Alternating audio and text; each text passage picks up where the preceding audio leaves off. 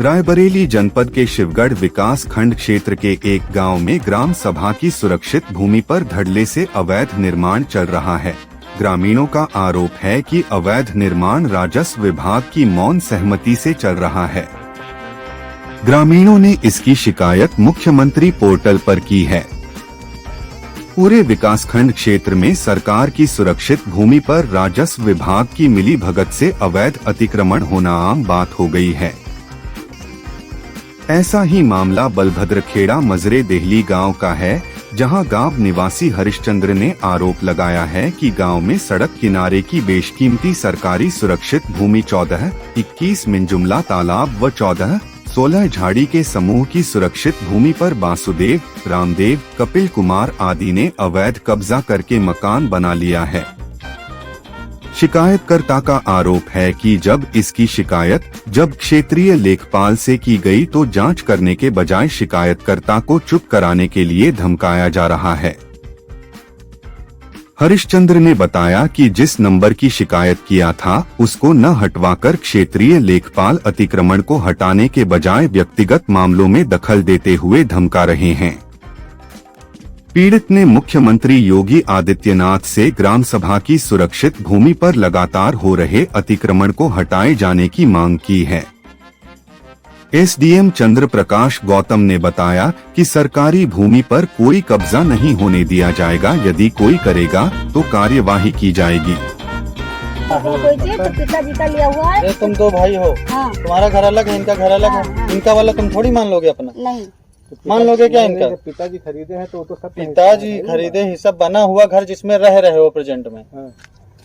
खेत है जैसे सबका हिस्सा है, पिताजी वाले में नाम सबका चढ़ा है। हाँ। घर में नाम नहीं चढ़ा होता। हाँ। घर में जो रह रहा होता उसी का वही मालिक माना जाता है ना। तो हम कह रहे हैं ऐसा कुछ मालिकाना वाला घर है यहाँ उनका। विषय का है ना, इसी विषय हमका तुमसे घर के बारे में जानकारी ले रहे हैं। घर तो है उनका, हम ये कह रहे हैं वहाँ घर इनका बना पड़ रखा है। सही सही बात बताओ पूरी। अब एक जौन हम कैसे, वो तो हम पता ही कर लेंगे, तुम लोग छुपाने की कोशिश न करो। सही सही बात बताओ। उनका वहाँ घर कोई बना है जिसमें ये न रह रहे हो? घर बना हो पक्का, वहाँ छोड़ के यहाँ बनवाए हो?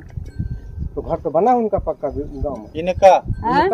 इनका बना तो वहाँ काहे नहीं रह रहे हैं? ये तो खाली इनका खाली पड़ा है वहाँ घर इनका।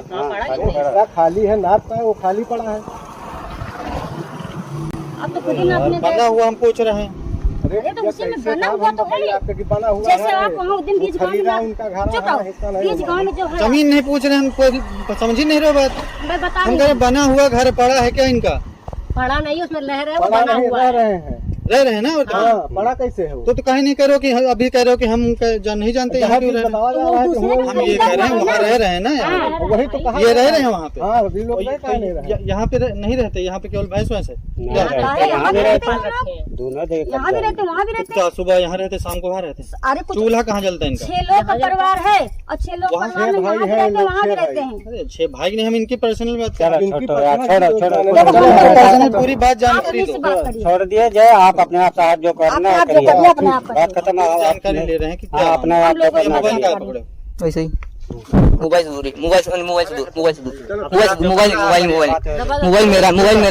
है।